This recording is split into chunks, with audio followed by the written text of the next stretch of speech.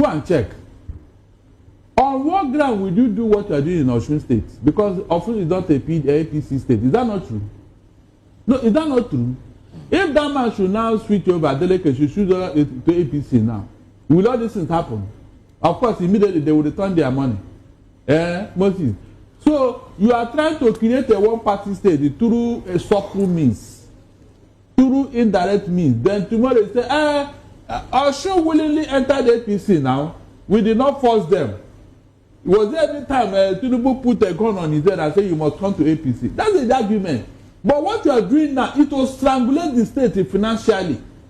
How will the governor pay local government staff if they don't give them the allocation?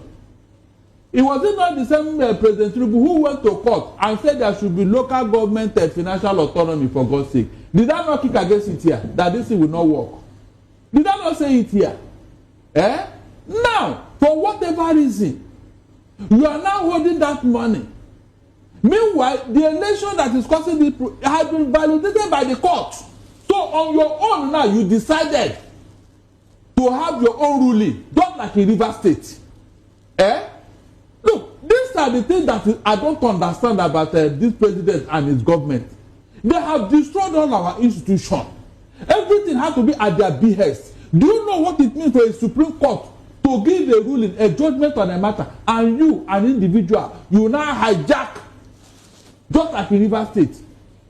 Mr. Moses, do you know that if Tinubu have allowed the judgment of Supreme Court to prevail in River State, by now there will be no state of emergency there? Because Fubara went ahead to implement all the things that Supreme Court said he should do. Without waiting for the man to finish, Tinubu hijacked it and imposed the state of emergency. And now they are blaming Fubara that if he was this, he got a cost problem. Look at the north where they are begging to bring state of emergency here. We are in trouble. Oh. Did they listen? So those of you who are supporting this brigandage and arrogance in power, I hope you people are watching. 2 different laws for 2 different states. And tomorrow you come and tell me that Tinubu fought for democracy. On what ground? How? Under our laws and constitution, you don't have any right to withhold this local government fund. You don't have. More so, when a court have already ruled on that matter, what else do you want us to say here, for God's sake? Mr. Moses and Mr. Okoro, are you aware that under this APC, court orders are not being obeyed? Does it not bother you? It's troubling indeed. I am telling you, we don't create problems where there should be none.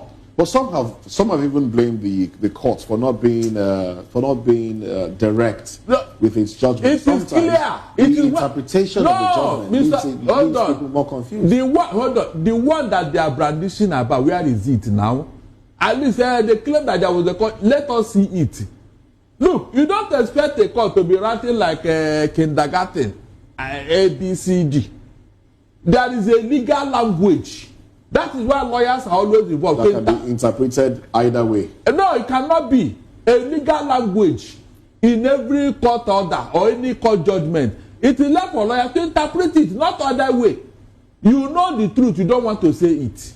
They don't look at one small S or one small T and lash on it. Does it invalidate the overall judgment of the court? It's like this thing that happened with, is it not a Labour Party? Labour Party. Where they said that Abure is no longer the chairman. The Supreme Court, go to the last 2 pages of that judgment, where the court stated clearly, listen, that both the lower court and the appeal court, they erred in law by validating Abure's chairmanship, that it has expired, clearly stated. They left it and they say the court did not say this person should be the chairman, the other person should not be the chairman. Is it the responsibility of the court to choose your chairman for? As long as the court has said this thing does not no longer exist, why not look at it from that angle? You can see what I'm telling you here. But they say the court did not say this. The court is it in the responsibility of the court to say, since we are told you that the Abure is no longer the chairman, we are choosing your chairman for you. Is that what they were expecting the court to say?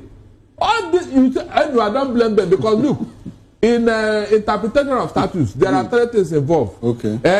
You have the literary rules of interpretation. You have the golden rule of interpretation. Then Mr. Moses Adokoro, wait for it. You know the third one? Go ahead. Mischief rule of interpretation. The name alone will tell you where we are going. Mischief in a court judgment. So they will go and look at that one and say, yeah, this is what we are going to choose. The other literary and golden rule, they will throw it away. They will abandon them. You can see where we are having problems.